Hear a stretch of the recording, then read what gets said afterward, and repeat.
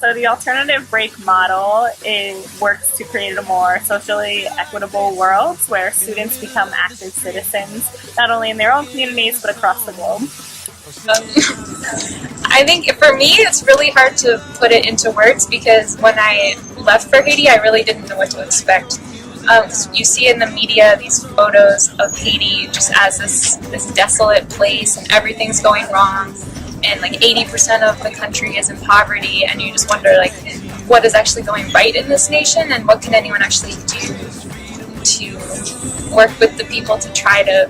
I don't want to say help, but to work with them to advocate for themselves or just make any kind of positive change.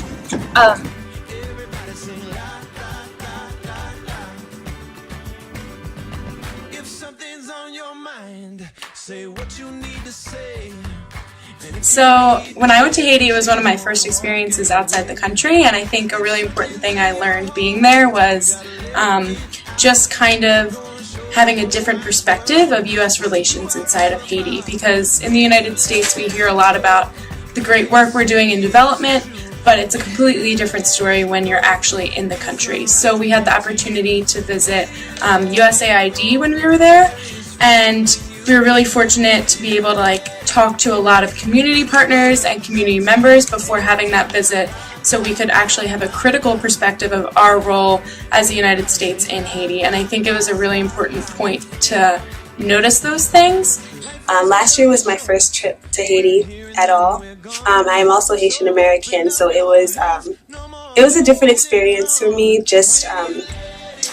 never having been there, only hearing stories from my parents and just getting all my information from the media. I think it had a huge impact on how I view Haiti and my role in servicing it. So one of our community partners, APF, the Peasant Association of Fondois, was started by a really inspirational man named Father Joseph Philippe. And he grew up in Fondois, which is a village in rural Haiti, and saw sort of the absence of a strong state and the need to provide services for his community, and so organized people from there, and they've created a school, elementary or primary, secondary school, and also a university, health clinic, a veterinary clinic. They have an orphanage, a women's group, and they just are really, really well organized. It's an umbrella organization for smaller community organizations. So we visited this school called GASA, and it's run by this man who just has the most amazing vision for the Haitian people, and his goal is just to change one individual at a time and help them learn technical skills that they can use to bring themselves out of poverty. So we worked with the school and we taught them some English, but I think what really struck out to me the most was how much of a cross-cultural dialogue it was and how much we were able to learn from the Haitians, even more so maybe than they even learned from us. And just the sharing of cultures on more of an equal playing field rather than us as Westerners thinking that we know all the answers and we need to tell them what to do. When we went to Haiti, we went to some of the housing projects on the outside of the capital, and what we noticed was that there were all of these houses, but no one was living in them.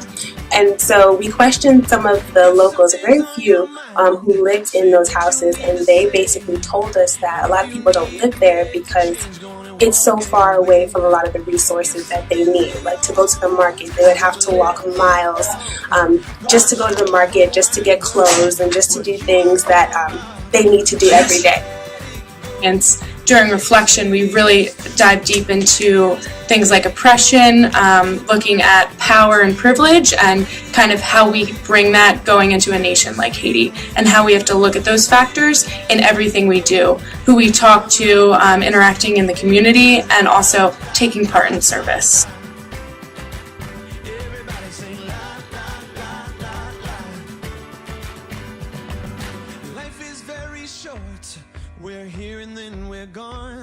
Another way that I think Haiti really impacted me was as a journalist.